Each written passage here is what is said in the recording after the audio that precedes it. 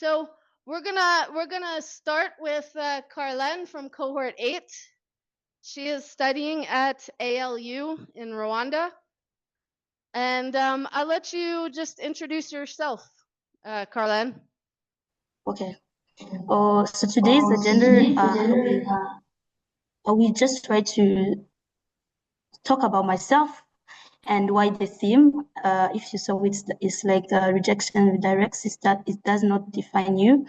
I will tell you a small journey of me before and in college. I will state some challenges, the lessons, opportunities, and then I will come to questions. Okay, starting with me. I'm a Tujenge alumna from Cohort 8, of course, and I'm a master course scholar at the African Leadership University in Rwanda. I'm a first-year student in the Bachelor of Entrepreneurial Leadership, and I'm passionate about law, of course, if you are don't doubt about that. And my hobbies, it's in arts, fashion, singing going hand in hand with dancing. Well, let's talk about the main theme. Rejection redirects, it does not define you.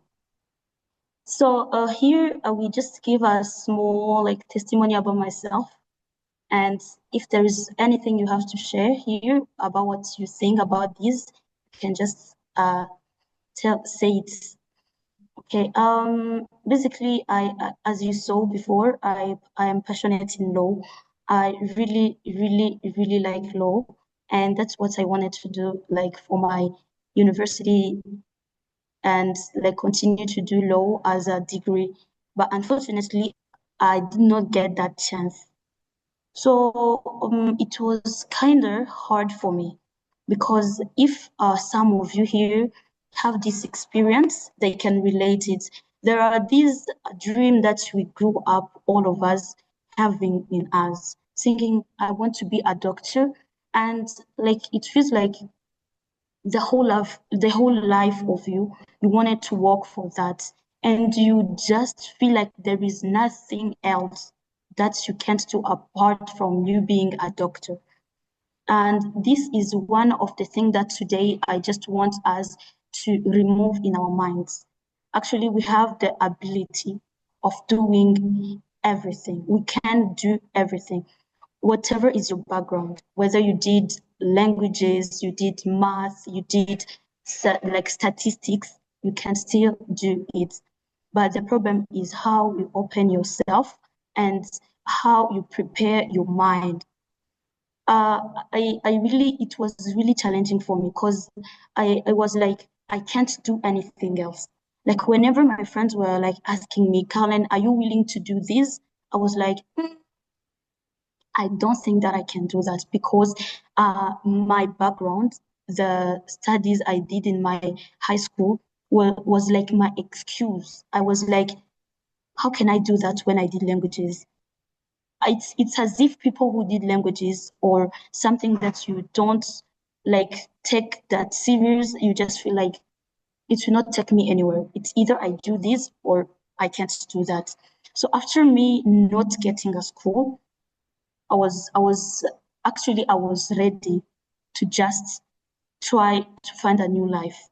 I was like, I will be only reading trends about law and probably read many books about it, just get knowledge from it.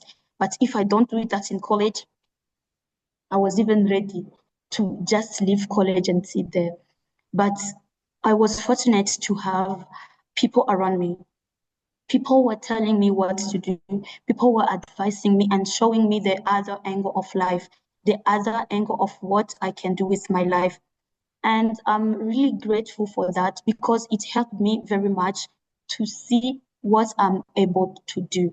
It was very bad, because I was not feeling it in me, and it was not giving me that much joy. Without taking so much time, let me share with you some of the challenges I faced, either before, no, let me not in college. First of all, there is cultural adaptations. Here where I study at the African Leadership University, it's a diverse place. There are many, many, many nationalities. there are many people like from different countries in Africa, in Asia. So it's kind of, even if I know that Rwandans, we are twins, we have some shared like cultures, like it does not remove that there are other nationalities here. There are many people from all over Africa, and they have different cultures. It was kind of hard for me to adapt, but at least shout out to Ashraf who like teached us and prepared us about college life and gave us an insight of what it is. And there is this academic system disconnect. I may say that the system here is kind of different. As you know, there in Burundi, you without, like, you are just like a vessel. They just put in water, they fill water in it and done. But here, the curriculum is a little bit challenging. If I may say, our classes are online. They are online, and sometimes I can forget. Yeah, I can forget. It's either my calendar or things, assignments, and whatever. So just to tell you that whenever you are in a college like this international college, please make sure that your calendar is always updated. Make sure that you read your emails. You may find that you are missing a class just because like you are not reading an email or you are not updating your Google Calendar. And managing diverse classmates dynamics. It was a little bit, sorry for the noise around me. So it was a little bit challenging because even if like in Tujenge, yes, I had this small knowledge about what to be in a diverse place, but this was from people who speak the same language, we have the same culture, we are coming from the same country. So it's kind of different for a place where there are different people. First of all, language barrier is a kind of a problem. It's hard. You may find that people like you may try to understand. It's harder, the accent, whatever. And whenever you are like when you are doing, you may find that Rwandans, Burundians, Nigerians, Kenyans, all of these people might have like different ways of doing their things. Maybe in Burundi, I stress. I stress when I have an assignment and I'm like, I have to do this real quick. And probably a person from another parts of Africa, they don't stress. And they're like, I can do it at any time. And it's kind of hard for me because here, like here at ALU, assignments and works are done in groups. So when you are in a group where a person is not working, but you are willing to, it's kind of hard.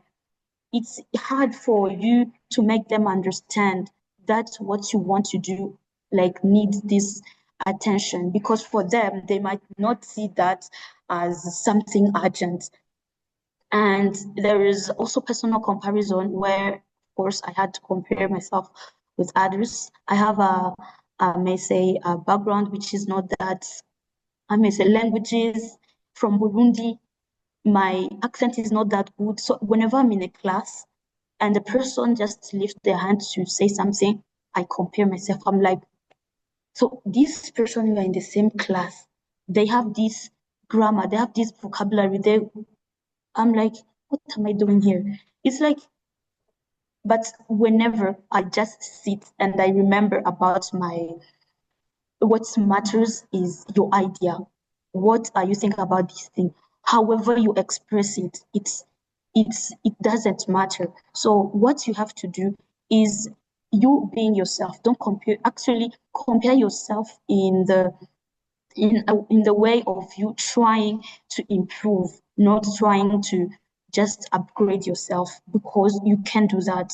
If you are in the same place, it's because you deserve it. It's because you all worked for that and you deserve to be in that place.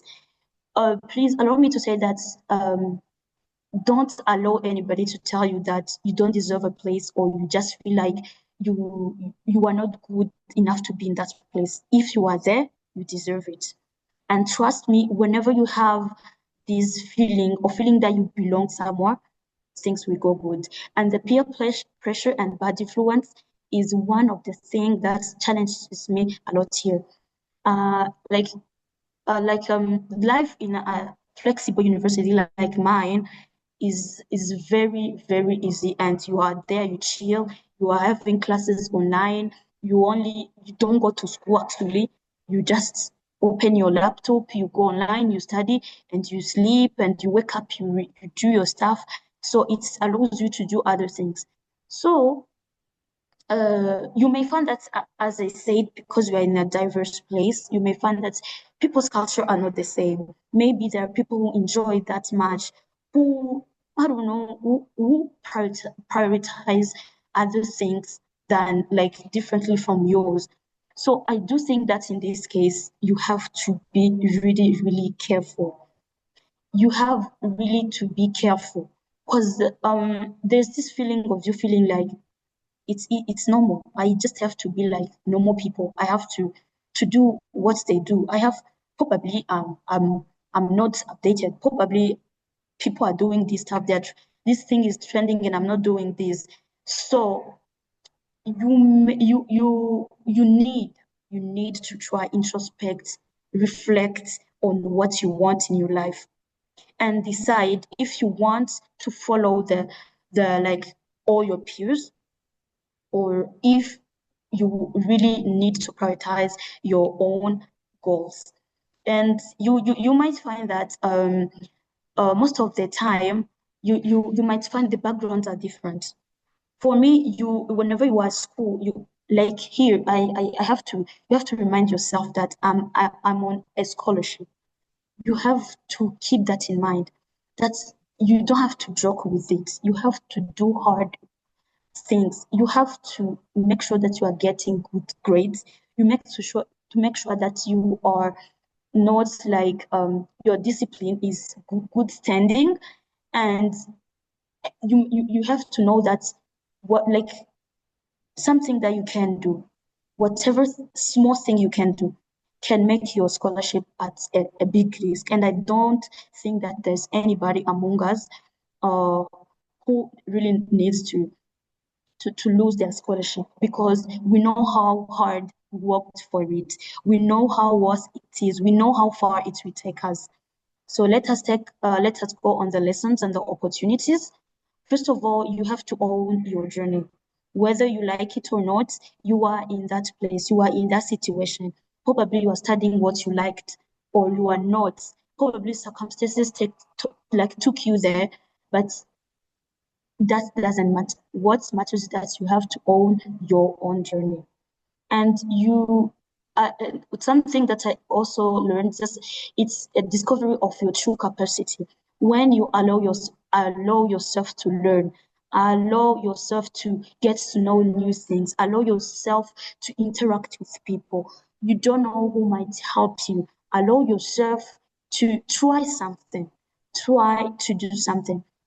I I remember that if my classmates, my cohort 8 people are there, they know very much that I am a person who was always, whenever I see math, I was taking another way, because I was telling myself I can't do that. And this small mind, I do think that it affected a huge portion of my mind. Actually, it's only when I allowed myself to apply, when I allowed myself to think that I can do entrepreneurial leadership, when I allowed myself that I can do something else, like apart from being a lawyer or apart from studying law, that I knew what I'm capable of doing. It's surprising, but after all of this telling you that I am doing this without loving it, let me surprise you by telling you that I out of the 77, no, 27 groups I ever been, like either in different classes, 26 of them I'm always the group leader. Not because I am that I'm that good, really good, but because I allowed myself to learn. And me being a group leader, it allows me to learn from different people. I get different opinions from people, and I get to know what like other people around me think. And it helps me to get solutions really, really fast. And be determined in your journey. Be open to learn. Be open to learning. Be optimistic. Don't always think like it will not work. It will not work. No, it will. When you want it, wherever there's a will, there's a way. And stand still in your roots. Like I said before, avoid bad influence. You remember that you are there to study. You are not here to change your behaviors. You are not there to change who you are. You are not there to change like everything. Like many people, like international students, when they go abroad or wherever to study, they just feel like I have to change something about me myself. It's not as if I'm only coming to focus on my study. I have to change something to show people that I changed. That's not what took you there. You just have to know your goals, follow them, make sure that you achieve them, and make sure that you show yourself out. Participate in activities. There are volunteering like opportunities everywhere, like in the campus. There are even these small activities that you feel that you can't do, or you just feel I can't go there, or like why can I go there? No, you just have to go there, network, know people. Just go outside there and make that show yourself to people. Speak up, just whenever you feel something, it's either wrong or right, speak it out. Let the world hear what you have. And so I just think that I don't have much things to say or add. So I can welcome your questions, and I hope that I will be having the answers for them. Thank you so much. Thanks so much. Really, really great advice. Hello. Hi, Benita. I would like to ask you a question about what you started by saying that rejection does not directs you, it doesn't define you.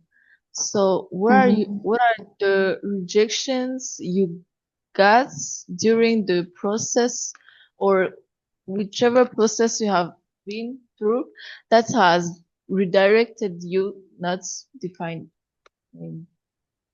Yeah. Thank you so much. I was basically talking about these college rejections, all these like opportunity rejections, either fellowships, either volunteering in somewhere, whatever rejection you get. Actually, I do think that I wanted to say that if you are rejected, it does not mean that you are not good. It's probably a way to redirect you to something else. Like I said, me being rejected in law and whatever redirected me to getting entrepreneurial leadership, something that I'm doing now, that I'm proud of doing, and that I'm very happy to do. So whenever you are rejected in something, don't feel like the whole world ends there. Don't feel like it's maybe because you can't do that or you are not good at that. It's probably a way of redirecting you to something else. This is why I was saying explore, get to know things. Probably you find what you like from that. Okay, thank you. You're welcome. Hi, Karen. Hello. My question is kind of personal, but I think you're gonna manage to answer to it. You talked about like your interest in laws, like how you are into it.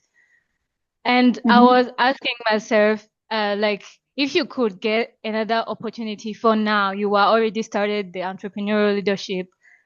If you could get an opportunity to go to study law, how easy would it be your decision to go or to stay?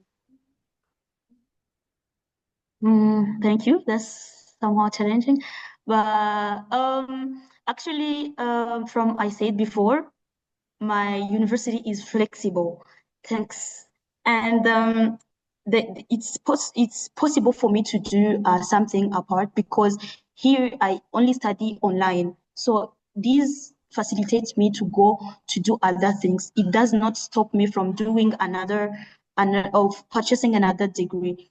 So probably maybe it's because I'm now like passing through a lot, like to get to know the university life and all those things. Like that it has been 3 years without me being like in college, so it's as if I'm refreshing. I'm getting to study again and go in the mood of studying. But for real, if I get an opportunity, I will go for it for sure, 100%. Great. Okay. Thank you. Another question? I've got one question. Okay. Yes, so we've seen too many stories of people getting rejected 50 times, 100 times, but kept going or like in the same direction. So can we say that rejections only redirects you only if you lose hope or you give up on the thing you were, let's say, interested in or chasing? That's a small, that's an interesting question, but I don't, as like Evan said, rejection like build character. Actually, it's when you are in a given situation, that you know what to do. Actually, let me give you an example. There is a student who is coming next September here at ALU, and I was always going on LinkedIn, and he was always rejected. And whenever he was admitted, he was given a grant, and he wanted a full scholarship. Actually, this is the 4th year. He was he was always like applying and get rejected. Whenever he was getting a rejection, he was putting it on LinkedIn. And today, after we saw that he was finally admitted, we say that really he deserves it, because we don't, it's like he really needed what he wanted. Actually, I do think that self-awareness is something that we need. You need to know what are your goals. You need to know where you want to be. You want to know what you really want like to do in your life. Like, and when you see like all these rejections coming, don't, like, when you see, for instance, for my case, missing that I was rejected in law was not meaning that I could not take another opportunity and just go for it. No, I just wanted to tell you, don't feel like when you're rejected in this thing, you can't do something else. There are many opportunities outside there that you can go for. And when it's only when you accept, when you allow yourself to try them, that we know what you're capable of doing. Yeah, thank you. You are welcome. Thank you, Carlène. I see that there's something coming up in the chat. Junior says rejections build character. Eric says I totally agree. Okay. But anybody on Zoom have a comment or question or a similar experience or anything? It's because it's a cliche, but the truth too. Yeah. Okay, maybe one more question then from the room. Brunella. Hi, Carlène. Hello. Push the button. Yeah. My question is, what was the big difference between what you expected the college to be like and what was actually look like the real one?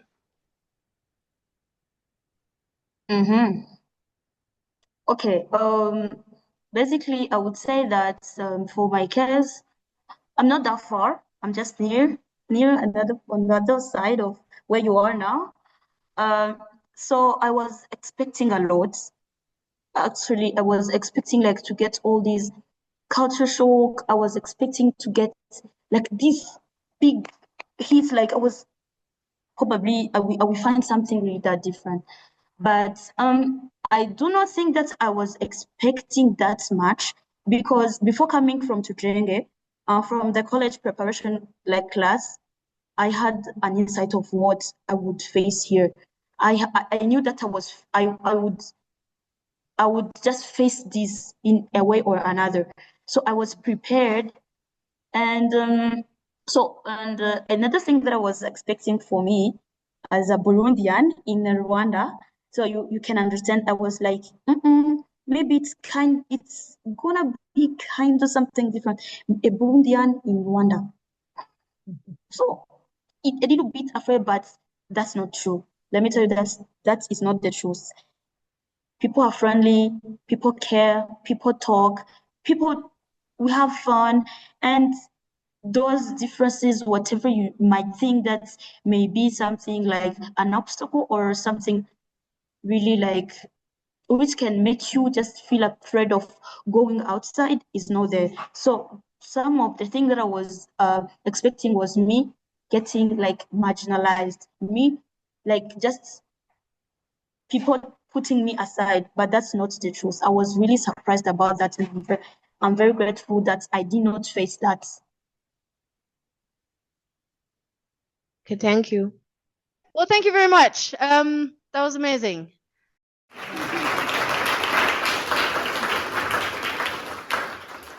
Oh, if I may excuse myself, I have a class at 3, so Oh, okay, sure. yeah. Thank you so much. Thank you too. Dan Kelly, are you there? Hi, so how are you doing? I'm doing great, actually. Like, I've missed everybody. I've missed the place. I've missed, Yeah, yeah, like I've we missed miss you. everything, actually. We And miss sorry you for the too. camera. Like, It's okay. So I'm gonna let you introduce yourself, okay? And what cohort and where are you and what are you studying and stuff like that. And then you can, whenever you're ready, you can start your talk or share your screen or whatever you would like to do. okay, my name is Nkurunziza Kelly, and I'm a Tujenge alumnus, currently studying in South Korea at Kyungso University Global. It's located in a province called Gangwon. Gangwon, I'm sorry. Like for those who don't know, we are close to North Korea. And I'm doing smart computing. It's called smart computing. It's basically a blend of computer science and computer engineering together. We basically do everything that is related to computer, like to just make it short. Because most of the time when I'm talking to people, talking about what I study, like it's kind of a hassle when I talk about smart computing. Because even for me, before coming here, I was like, what is even smart computing? So basically it's, programming, hardware, everything combined. Today, my talk is going to be about what happens when you build the thing you wished existed. Today, I'm going to talk about something that is called Nguzo. And yeah, this is how it started. Actually, this is me. It started with an ordinary idea. I was with my friends, like high school friends, and we are just discussing about plans after graduation. And that was before I joined Tujenge. We just talked about our friends' discussions, family, like when you're talking about, when you're talking at home, assessing what kind of ads, like ads we watch on TV and everything. And just one thing clicked, and we're like, maybe we can do something, But we were just out of high school. Not saying that we didn't have, like bigger minds or something, but sometimes you are in a state of mind where you might have an idea, but you feel like you don't have the courage and the grit that it takes to take over that thing you want to do and accomplish it the way you want. Like this whole idea, I got to even see it like properly when I was in Tujenge, like I kind of started a kind of venture, just it was a friend of mine that asked me to help him with, he was selling some digital stuff and everything. And he asked me to help him with, like distributing the stuff to some of his customers and everything. And I was just using WhatsApp and, putting them there and get some people to see it. And what I saw was, some people, could get interested in it. And some other people, could just text and, their text just vanishes. And some other people that I don't even know could not even say it. And I could have, like, I was having his things, but I couldn't give it, like I couldn't reach out to many people as I wanted to. And it kept bringing back like that idea I had with my friends.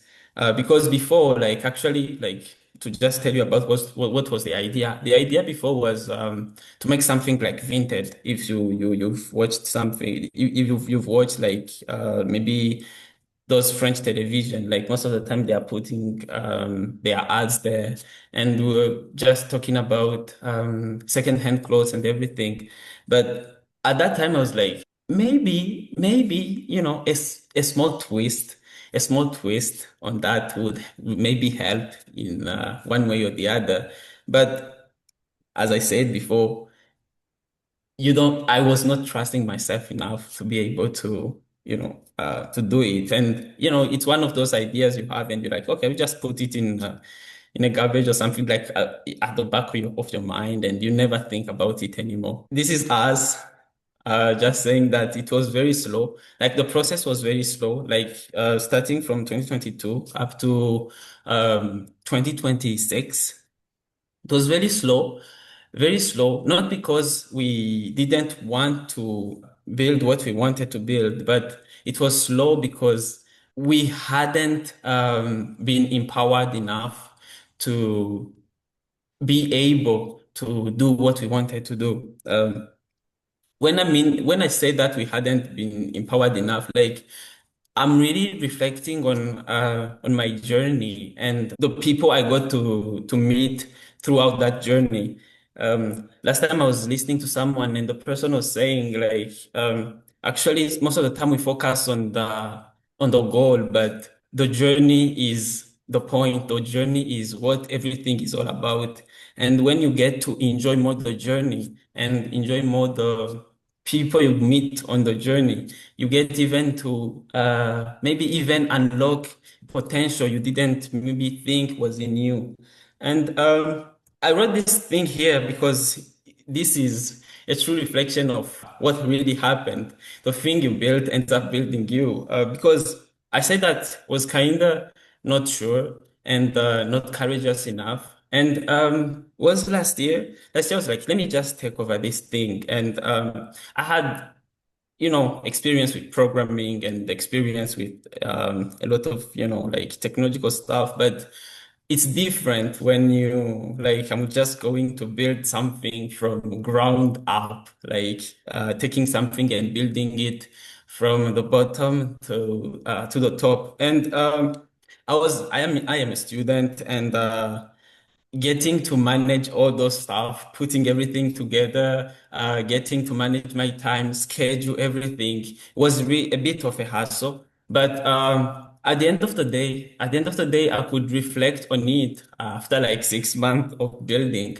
I could reflect on it and be like, actually, this thing was really worth it, because I found myself being in a position where I could structure my time and my priorities in a way that I could have not done before all of this start. And there was also this kind of talk, like internal talk, that is always there.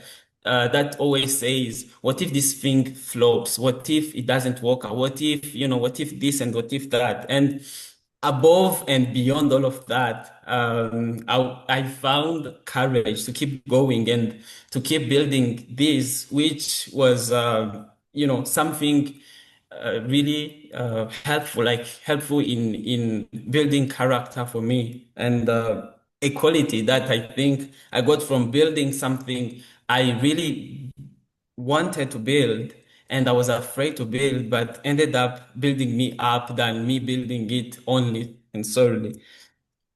And just to talk about what I'm talking about and what it is, and I'm talking about Nguzo, which basically means pillar, and it's a free marketplace where anyone in Burundi can sell what they no longer use and find what they need directly from people around. No middleman, no commission, free by design. Like it's literally free by design. And we have three conviction and three pillars, which is the first one, it's environmental pillar, which is we really wanted to build something that can not only help in terms of just selling, but in terms of let's give a second life to things we no longer need, things we no longer use, and in a way that is efficient. Because it's much more easier to just throw it away, I would say. But when someone is like, okay, it's just passive, I just take a picture and then just put it there. Maybe someone else might need it or something like that. And another one is economical pillar, which is here represented by this C. It's just creating a new way for people to reach people that they couldn't have reached to before. Because when you are doing everything in your niche and to the same people all the time, maybe there is another level you could have reached that you didn't reach just because you didn't know that there are other people who need your service or the thing you are proposing. And another one is social, which is basically you talk to people, you get to interact with people that you couldn't have interacted with before. And we're like, okay, just put that thing there. And then you might meet someone, for example, if you sell something you really liked before, and if you just sell it, sometimes you have a kind of emotional connection to that thing that will lead you to keep talking to that person and asking them about, that thing, how is it doing, that kind of thing. That's why this was there, because we really think that we can really create connection through just simple transaction, that you can just think about how many people now you talk to just because you met, like in a market or something, talking about those guys who sell, and maybe even someone you just met when you were going there. Nguzo is just like Nguzo Marketplace is just one piece in a very, very big picture, and then a very big idea. Just to let you know, like Nguzo is already registered in Burundi as a company, and it's basically a technological company. And what we do is to help and create opportunities and create value using technology. And in Guzo, we really believe that using technology and driven people, we can create and shape the Burundi we need. Everything you think about, that efficiency in government, efficiency in everything, basically, like in your daily life, you can create it, at least, find a way to create it using technology. And that is what Nguzo is all about. Like we have many things and many projects we are planning to do, and one of them is Nguzo Marketplace. On this one, I just wanted to thank to Jenge. Maybe some of us there in this room, we don't really, like we are still thinking, why am I even here? Is it even worth it? Did it even help me in any way or something? But I wanted to tell you that, me looking at myself before Tujenge and me looking at myself after Tujenge, it's two different people. And two different people because Tuchenge helped me to trust in myself and to really care deeply about my society and to care deeply about the people around me and to care deeply about building something. Like, let's move and build something by most of the time building each other. And that's one thing I can't trade off with anything when I'm thinking about what Ujenge has given to me. It has given to me something that is beyond, anything that you can materialize and, tangible, and something you can really see. To just sum it up, like to sum up to sum up my talk, you can, even if you want, you can have Nguzo You can have it here. You can just list, find one thing, tell one person, and to just close before I go, I just want to tell you guys, when we look at our society and when we look at our Burundi, we still have many things to do. Like, we still have a lot of things to do. Like before I travel, before I come to school, like I really didn't realize how much of a gap there is between, us and maybe some developed countries. And not as in, we should feel sorry for ourselves or we should, feel like we are less or in any way, but to take it as a challenge and take it as something we can look up to, like we want to reach there. And there is a very, very, very big gap that we have to fill up before we reach there. That's why, I'm calling up to everybody here. You should stop waiting, find someone there sitting, beside you or, because for me, I developed this with my friends from high school, but you can, talk to someone here and you can find something, that thing that annoys you, that thing that, you feel like you really want to solve and, just start small. There is no idea that, builds up in just one day. It takes time. It takes time to mature. You give it time. And what you will not see coming is your thing actually going red. Carlène was talking about like there is no reason that you should think that your thing will go wrong. Just do it, just do it as Nike says. And you will lose nothing basically. In Guzo, as anybody who will start up something, we haven't arrived. The journey is still so long. And we are still building and we keep building. And as of now, I know like for the numbers are really good and we see that there is a potential. And if there is a potential, the only thing we can do is to just exploit that potential and make sure that we take advantage of that. Thank you very much. Thank you so much. Yeah, let me open it up. Question. Benita. Hello. Hello. I would like to ask you to talk more about how this project has built you, apart from how Tujenge built you, because you say that the thing you are building ends up building you. So how did it build you? What did it brings in your life or in you? Who did you become and who are you becoming while building this project? I hope I'm not going to mess up this quote. But it's just because I like it. I like this quote from Brad.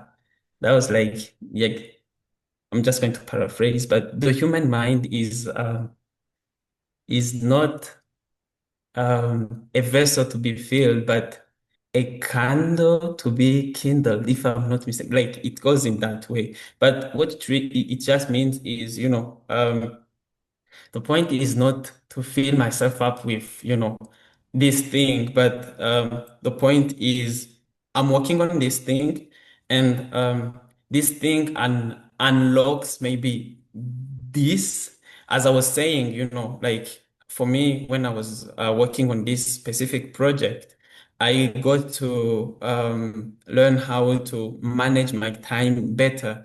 I got how to learn how to structure my time better, to talk better, like to talk to people better. Because when it comes to, building at least what I got to realize was it's not always about having an idea, because you have to communicate the idea with other people. And that's something that keeps, you keep improving, basically. You keep improving it.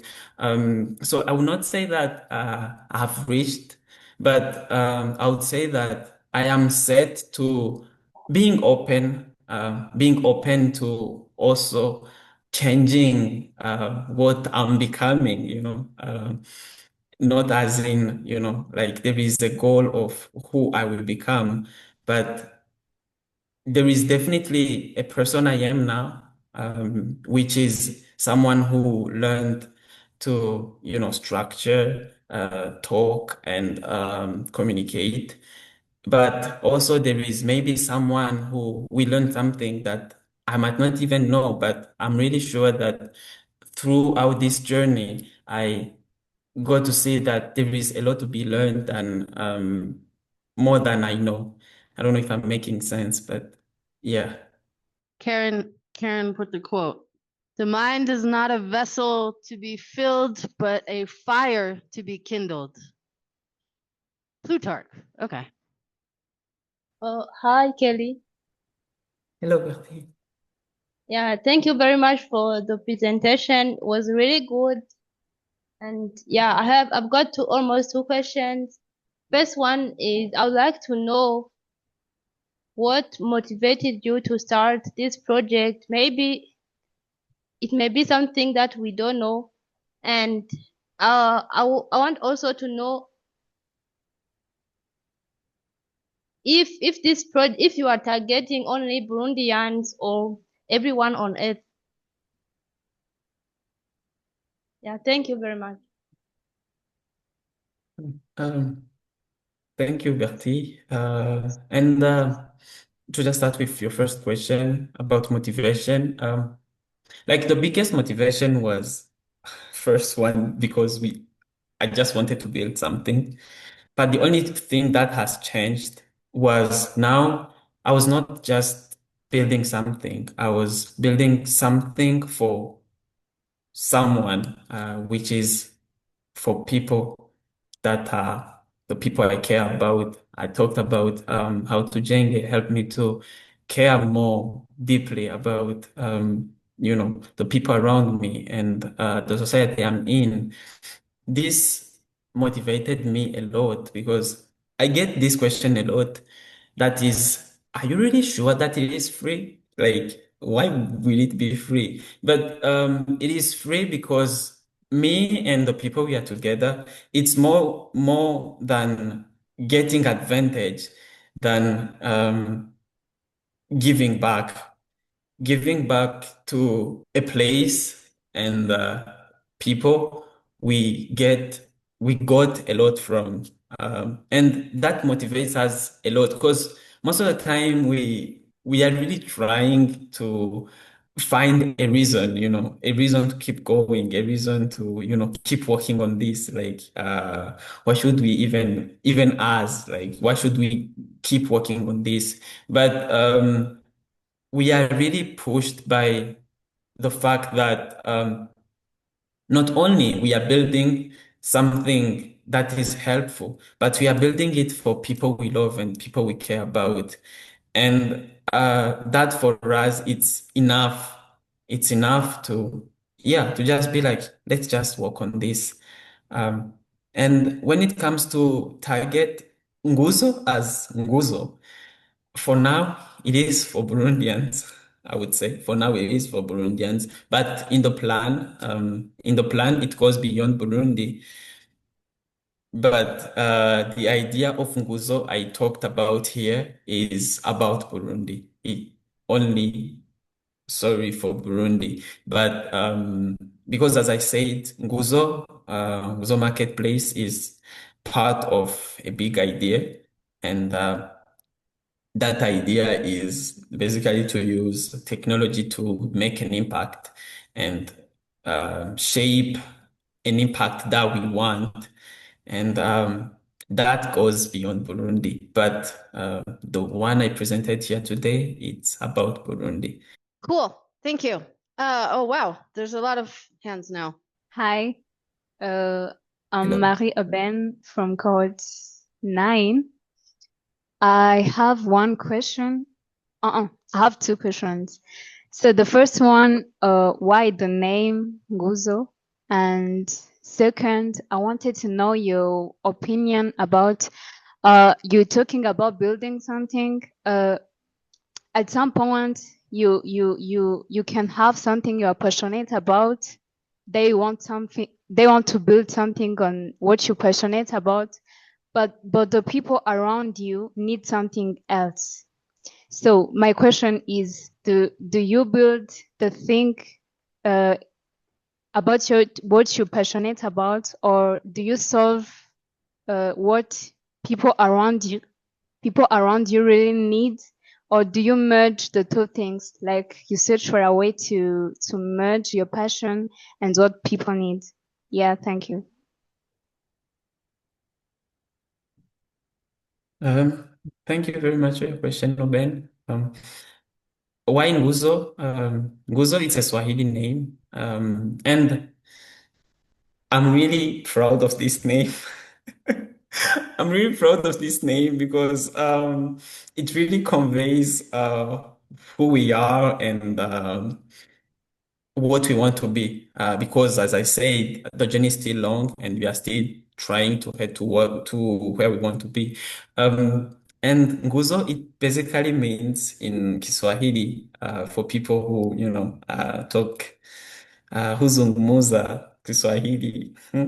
It means pillar. And if you followed my presentation, at some point I talked about our pillars and why we chose the name pillar for a marketplace is because the marketplace goes beyond selling. It embeds in it an idea of we want to be an environmental pillar because like actually one of the projects we are planning to do is to build, no, is it to build? I don't know, like to make, but I think it's to build because it's not us who be making them. The trash bins in the city, like in Bujumbura, because because of trash, like trash is a problem. Like we all know, like trash is a problem there. That's why one of the reasons of the name goes, we want to be an environmental pillar.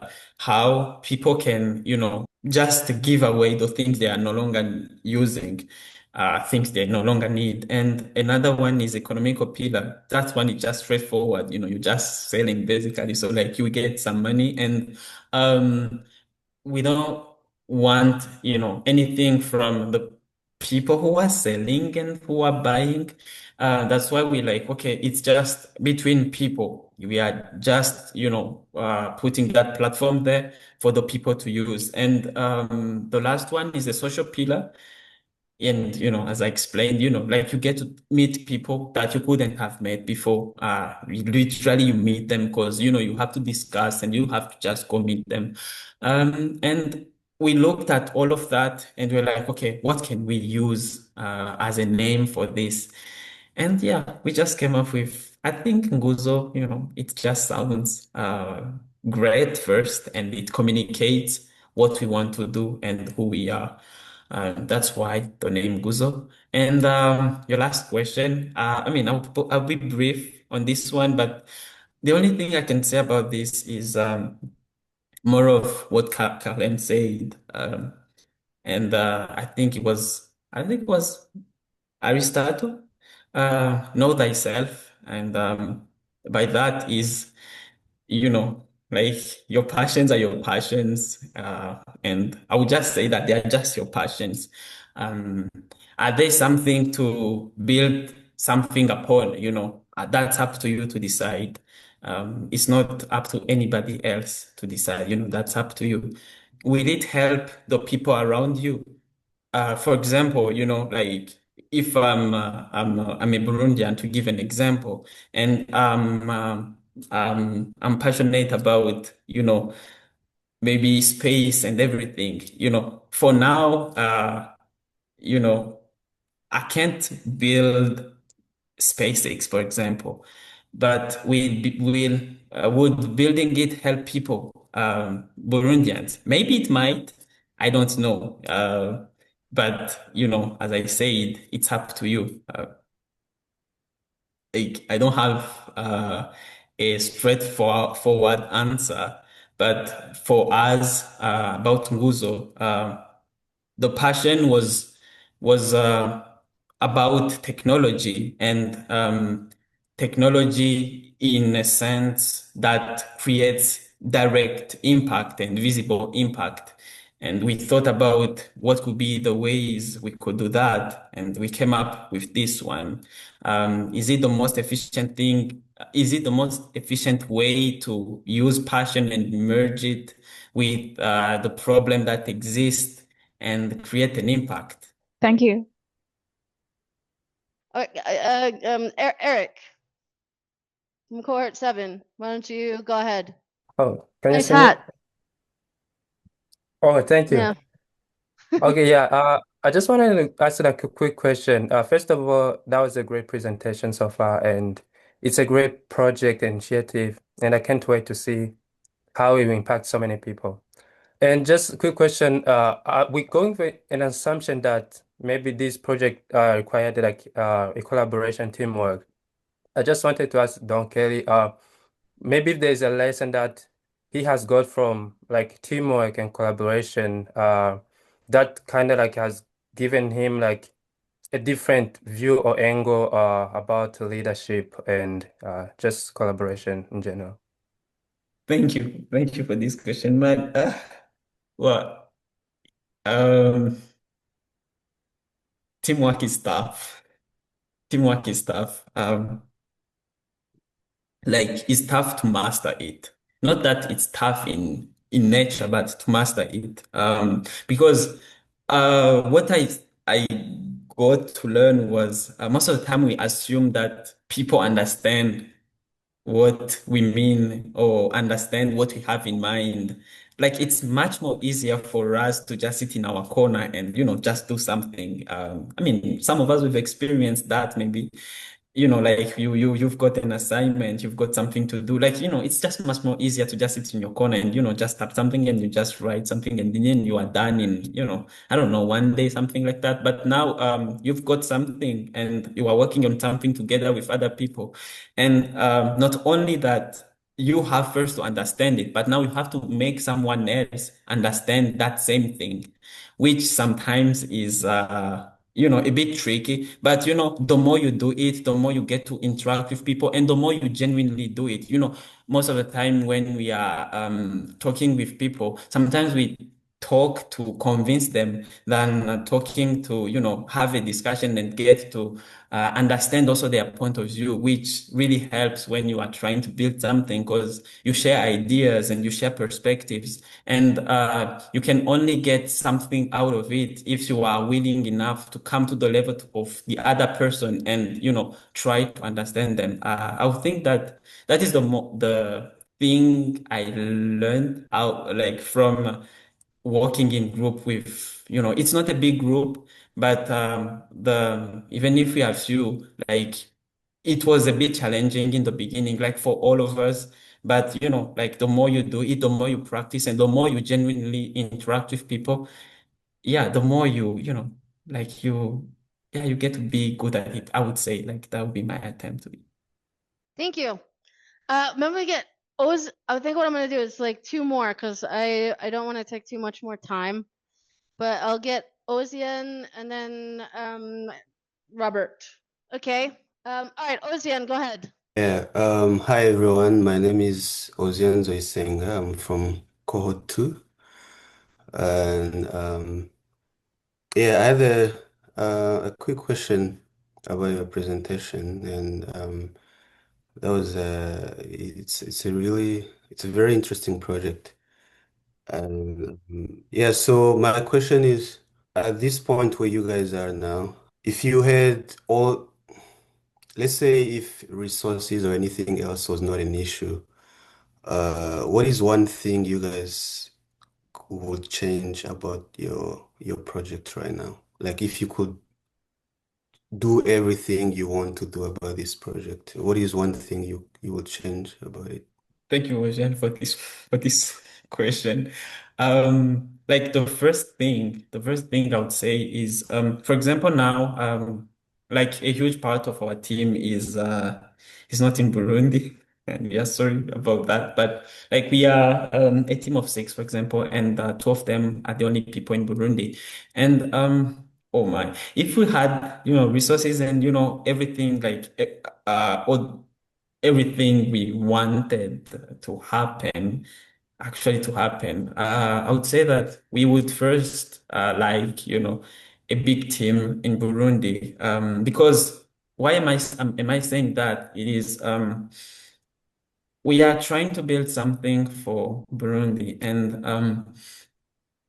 the only way to get insight on even how to make it even much more efficient and make it better is through feedback from the people who are, actually in Burundi. And when you are not in Burundi, the only thing you get are, just through social media, through, these way and these, like you don't really have a direct interaction with the people you are even building that thing for. I mean, we have, like for example, two people who are really working really hard, but they are working hard, but there was maybe a way to make it easier for them and to make it even easier for what we are building. So that would be the first one, and the second one would be to get to run all of the things we want to run, because as I said, like we have, like a full plan of the things we want to run, but we have to make them, run sequentially, because running them in parallel would, like draw too much of resources than we can provide. So like we have to be cautious on, how we do all of that, even though we think they are needed, but we have to create a priority of, what to do first and then maybe what to do after, gathering all those resources. It will mostly be that, because we want to create an impact and we want to make that impact, but we have to create a queue for about what we should start with and what should follow. Yeah, Mm. I would say that's Yeah, just it. good luck with everything. Thank you very much. Okay, one more question from the classroom. Okay, thank you for this opportunity. My question is, since you know that in Burundi we have many marketplace, what is your unique selling proposition? What is your unique value that you have in Nguzo? And the second is, are you aiming to earn some income? And my third question is, since you reached over 100 downloads on Play Store, how are you planning to reach more downloads? Thank you, Robert. And the first one, as we don't view other marketplaces as people who are competing with us. We can even see them as, why not, partners, or people who we can, like try to see if we can maybe meet somewhere and then try to propose something, because for us, as I said, it's more about who we are and what we are doing, and what we are trying to do is creating an impact, and who we are, we have our own pillars, and I think in what way we are different is in the way we do things, and how we do them and how we approach them. We approach them so that they align with who we are, which is, we have our pillars, which is environmental pillar, we have economical pillar and social pillar. And if any of those is missing, it's no longer Nguzo as it is. I think that's one way in which we are in which we are different. And I assume with the second question, you meant making it maybe a bit premium, like making people pay or something like that, when you talked about income. As I said, Nguzo is free by design. And me and my team, what we do, like whenever we are trying to do something, whenever we are trying, for example, to add a new feature, whenever we are trying to put something new in it, we always ask ourselves, like, with this thing we are trying to add, fit into the vision we have, which is free by design. If it doesn't fit, if it's, it will maybe be hard for us to, meet up with that design, which is it has to be free. We have to pause it first, and to just answer straight to your question, not this soon, not this soon, and actually, in the plans, there is no such thing as making it, people pay for it. And with the last one, actually, now we started. It has been almost a month, not a month. A month. It's in misses, I think. 5 days or something after we launched it officially. And we have more than 500 downloads. We think that it has potential in itself. And we have our plan, yes, we have our plan of, making it, you know, known to people, reach out to people, taking it to people, we have that, but we think that the way it is built and the way it is structured in itself, it's in a way that even the people themselves can, make it known, because when you use something and you think it's good, why not talk to a friend, and show them about, that thing. You can just maybe reflect on maybe how you learned about WhatsApp or something. I don't know, but for me, I didn't learn WhatsApp from WhatsApp. It's, someone who used WhatsApp and, they came and told me about WhatsApp and I just started use WhatsApp, and because they were satisfied with what they were proposing and, with what it is. Yeah. We have our plan, which is kind of an internal plan. But we also trust that people themselves, because they will be satisfied with what they're proposing, they can even, share it with other people and make it known to other people. Thank you. Thank you very much. Thank you very much. Perfect. Unfortunately, Charles Minani, who is, I guess, a doctor now, studied ophthalmology. He was going to give a talk, but he ended up not being able to make it back from upcountry to get here in time. So he is not going to be able to join us today. So our last presenter can join us, Belle Ange.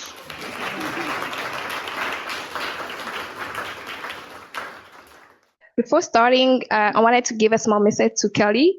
He's my classmate. He was my classmate. I was sitting with him, and I'm so proud of you. And also, I think you guys should all create that account because, for example, myself, I have a lot of clothes that I don't put in my wardrobe, and can post them and donate them to association who can give to people who need them, and not only selling. So you guys should be creating that account. And to just start, my name is Belle Ange Ngabirano. I was from Code 7, and I was sitting over there and just mind-blowing because I remember on the first annual conference how it was, and just 3 years after. But yeah, time flies. So, and hi to all the people over there. Hi, Karen and Eric. I miss you guys. To just go through it. Hi. My theme is finding peace into life's deviation, and it's my university journey. To start, I wanted to give you a small background of who I was in high school. I graduated in 2022 at the Excellence School of Musinzira, and most of the time I was in the top 3 or 4, which means I was doing great with school. And so I remember on my last year, I was like, after the national exam, I will take the medicine test, and maybe I will be a medicine, I will go into medicine school. And after the 7 year, I will go for a career or maybe go higher in education. But, you know, it was something that gave me peace to know what's ahead in 7 years ahead. And I will come back to that because, you know, not knowing what you're going to do next is something that is very, very stressful. So after that, one of my friends, whose name is Ciela, she's from Cohort. She graduated last year in Ghana at KNUS, told me to apply to Tujenge. I knew going to Tujenge doesn't mean having a scholarship already, because she struggled with having a scholarship. But I was like, let me give it a try. And I got accepted. The first month, I guess, was more of giving a meaning to Tujenge by myself. And after that, we went into application, and it was a very stressful journey. But I guess it became more frustrating, I guess, when the results came. I got rejected to all the schools and African universities. And I guess I get to recognize what happened like 2 weeks before we graduated, because it was like, what's next?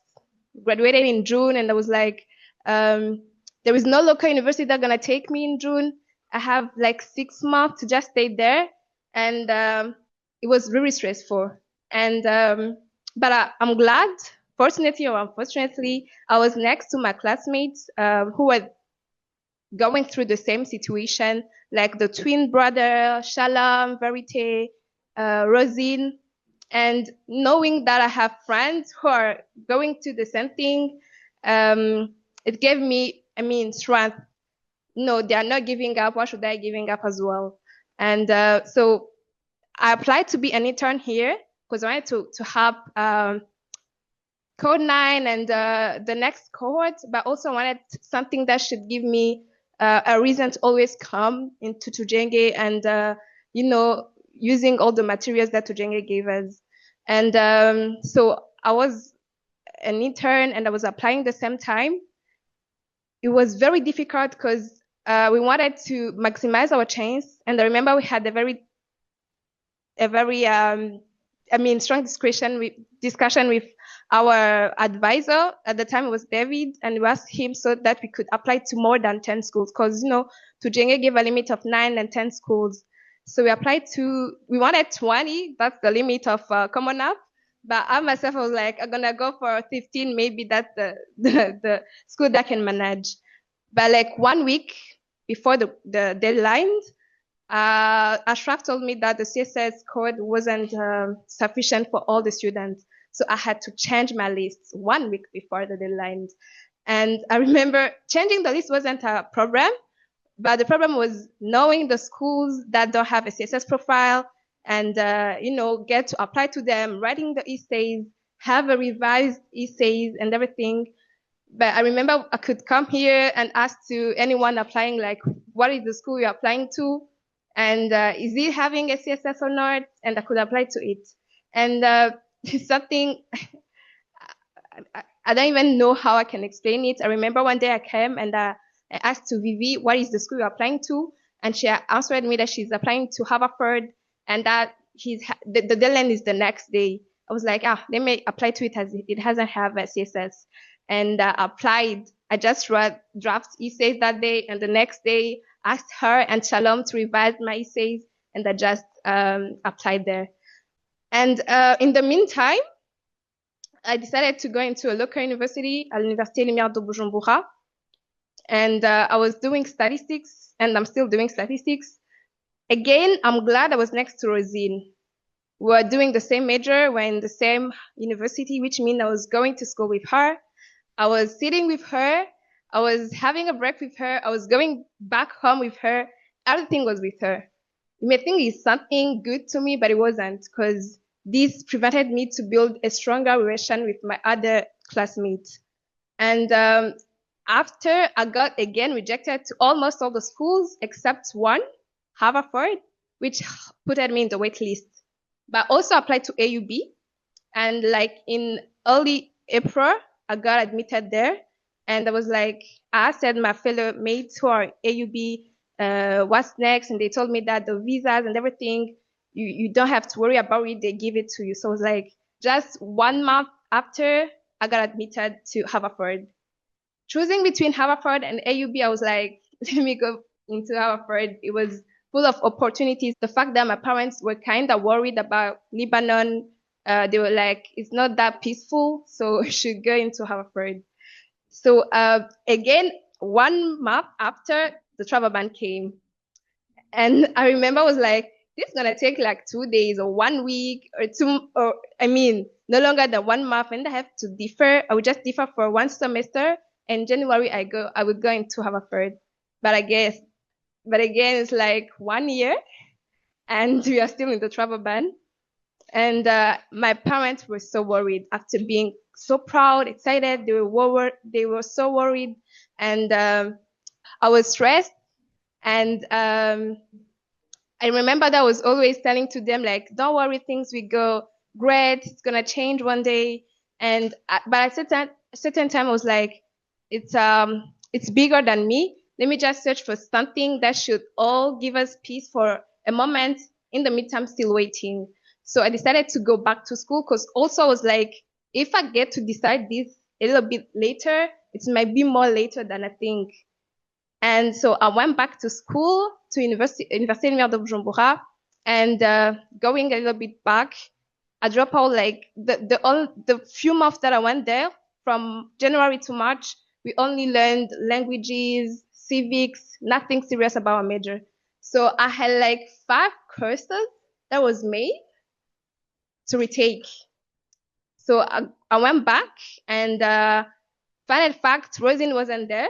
For the first day I was there, the first week, she traveled to Umoja for a conference, and I was like, I was a stranger. I felt like I was a stranger. Everyone had a friend, a group that they belonged to, and I felt like I was a teacher who was waiting everyone to be there and to give a lecture in front. It was so quiet and it was so strange.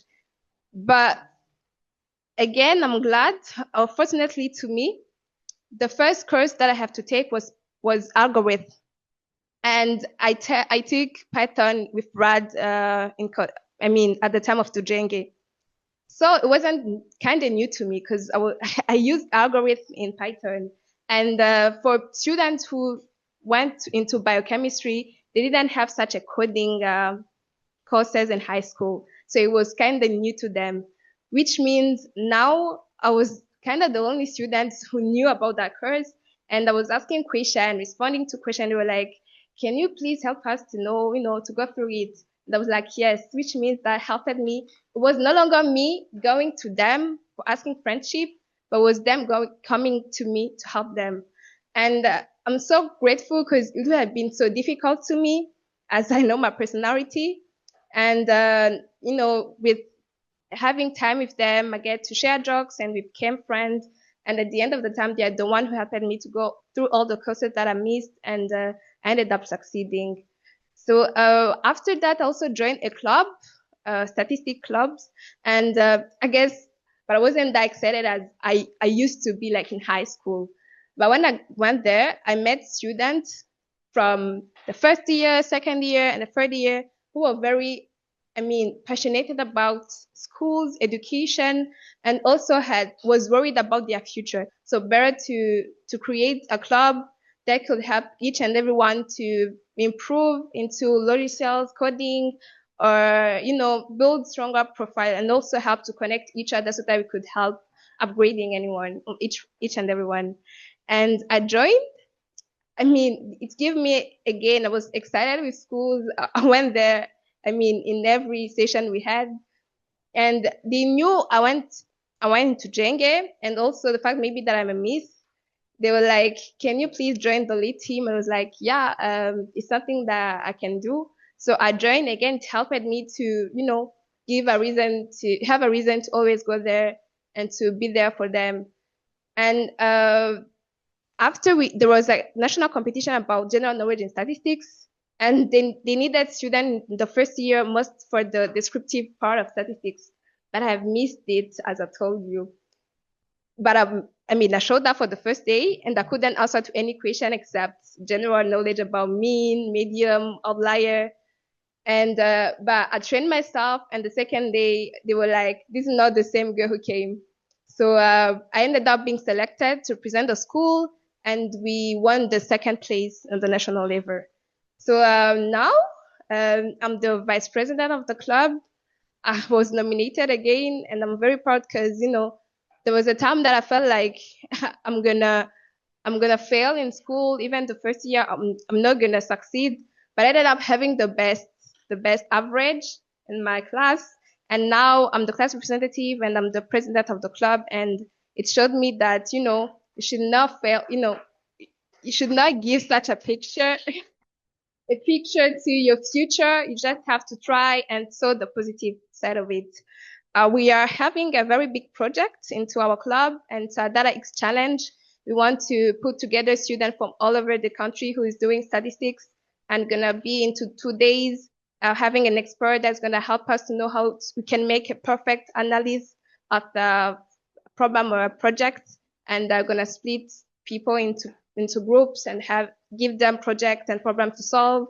And the next day gonna be presentation and award the 3 best presentation that you're gonna get. So if you want to be partners or you want to invest, because it is asking a big budget, please reach out to me. Carol will share the contact.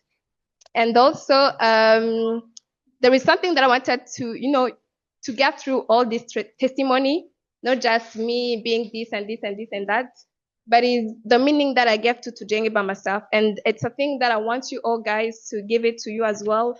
When I was out, I remember people could ask you, you went to Tujenge and you didn't get a scholarship. It was like, you failed and you lost your time. But to me, Tujenge isn't about getting a school. It's also like a goal into many goals, but it's more of creating a personality that can, first of all, be ready to lead others, but also is ready to grab all the opportunities that is outside of the world, because there are many, and you just have to be ready to grab them, and also to build a personality that is ready to go through challenges, and all the changes that you're gonna face, just be ready to give it a try and try to see the positive side of the positive energy that can come out of that change, that deviation, that detour. And also there was 2 messages that I got from teachers here in Tujenge. One is from Ganyu. He liked to tell us, in everything we are doing, do it well. So in everything we are learn it well. I hated Python so much, but I remember that I could wake up at 3 a.m. and asking Kelly to help me go through project that Brad gave us. And at the end, Python didn't help me to build an app or a scientific project, but it helped me to make friends easily. So you don't know what's gonna be out of the things you are doing, so do it well so that can help you in the next years. And the second thing is, every person who's around you is a light. And that's a message that was given to us on our graduation day by JDD. Just use them to light your dark moments. And also, vice versa, you are the light that other person gonna use. Just know that, if you need a thing, help, ask the friend who is next to you, sitting next to you, and it's gonna help you. They helped me to go through all of this without going to such a kind of depression. And I'm very glad that I had friends that was next to me and that helped me. So yeah, that's my journey, and that's how I find peace in African creation.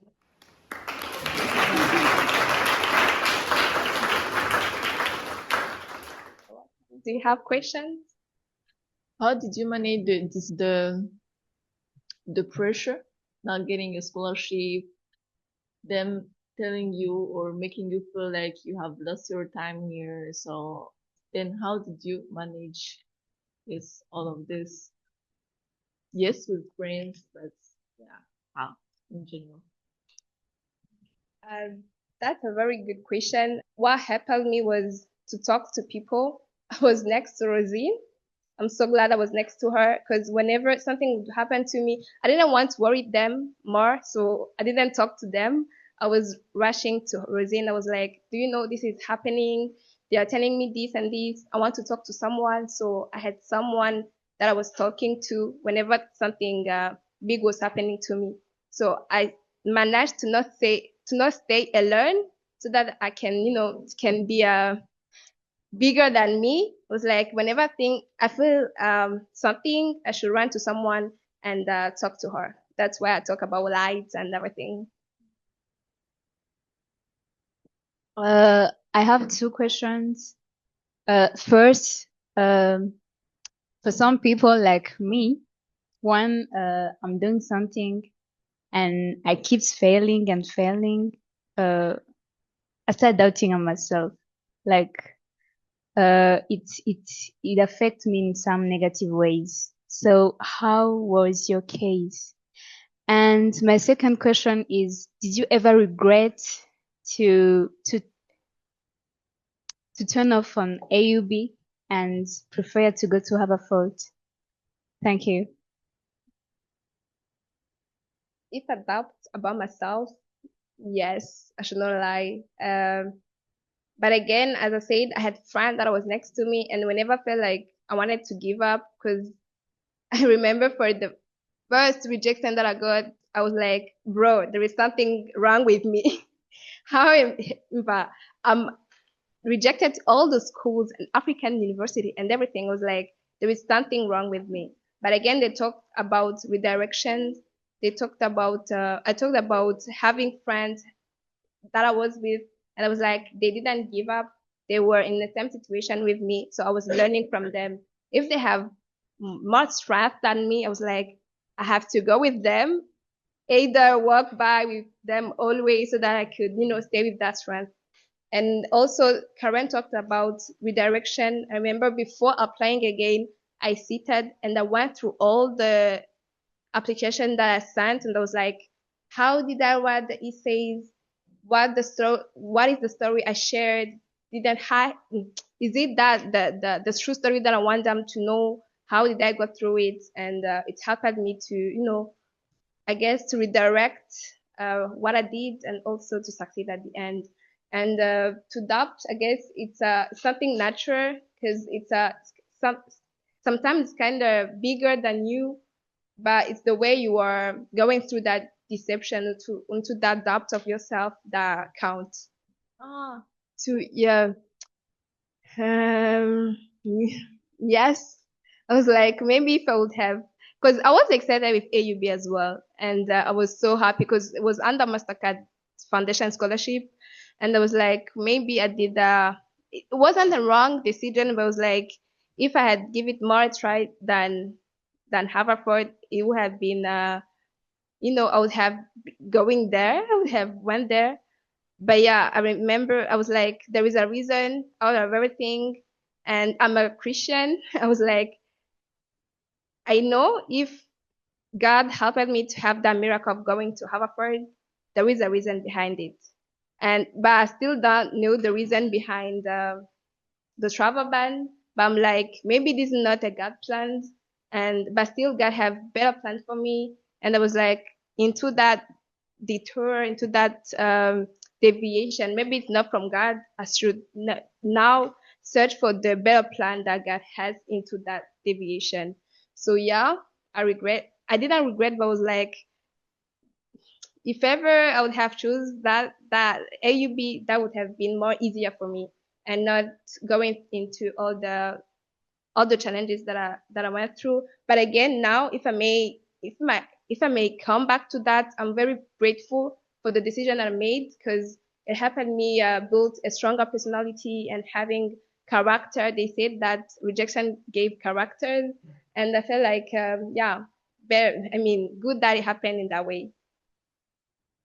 Okay, so thank you for your presentation. And my question was that you said that you dropped out of Lumière, right? So that was like 2 months. So how did you convince yourself to go back there? How did you convince your mind to say like, okay, I need now to go? And Was it that easy for you to go back, knowing that people would ask you more questions, right? Why did you drop out? And being in a sort of the same situation as you, I know there are a lot of uncomfortable questions that we don't necessarily want to respond to, answer to. Yeah, thank you.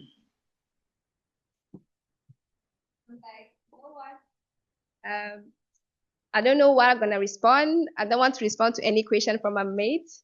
I just want to go there and follow the future and without any question behind. But as I said, my family was worried about myself, and I was worried about myself as well. And I was searching for something that should give us a little bit of peace. Like, Belle is doing this and this at that moment. And I guess it helped my parents to accept what happened, and I myself to accept what is happening right now. And so going back to Lumiere was the better choice, because it was like, I don't know, even though I think like I'm gonna just differ for one semester and go in Harvard in January. It was like, what if it doesn't happen that way? So I was like, I don't wanna, go back to school after 1 year and redoing all the year. I was like, let me go there before it's too late so that I can, continue with the year that I started. And also it was a way of having peace in all those things that was happening around. Yeah. Thank you for your story. My question is, you talked about not knowing what you are going to do after Tujenge and like after all the rejections. Have you ever thought about have you ever doubted joining Tujenge? Have you ever regretted think about, if I did not join Tujenge, I would have had this life, I would have had this, I would have done this. Like, have you ever had that thought? I would say a big no, because Kelly talked about goals and not realizing the journey. As I told you, the first month was to give a meaning to Tujenge, and after all the 1 year and a half, I was like, the journey was worth it. And I'm gonna say it again, the journey is very worth it. And I felt like if I would have not gone into Tujenge, that Bella that you see here, and who was able to go through all the things that I said, would not have been that one. I would have went probably into medicine, but that character that I'm seeing here, that I'm very proud of it, would not have been there. So I would say the journey is really worth it than the final goal that all the people out there think. And also, if you try to see from January to this month, you are very proud of all the you that you have built. Yeah. Thank you.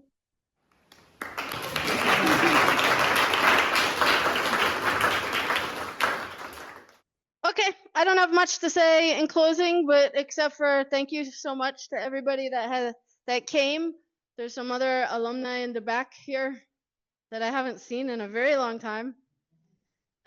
So feel free to mingle. It's Friday, go home if you want. Oh, and thank you to everybody that came on Zoom. I'm sorry. Who all is here? Let me see. You too. Benita. Eric, Alan, Benita, Darlene, Karen, and Kelly, Martha. Martha is in India. Michael, Ozian, Becky, how are you doing? Oh my God. Okay. Sephora, Soter. Okay. Awesome to see you. I wish you were here in person. We miss you. I miss you. I miss you. Thank you, Carol. Thank So- you. We miss you too. Thank you, Carol. Bye. Thank you to everybody. Have a lovely Friday afternoon. Goodbye. Bye. Bye.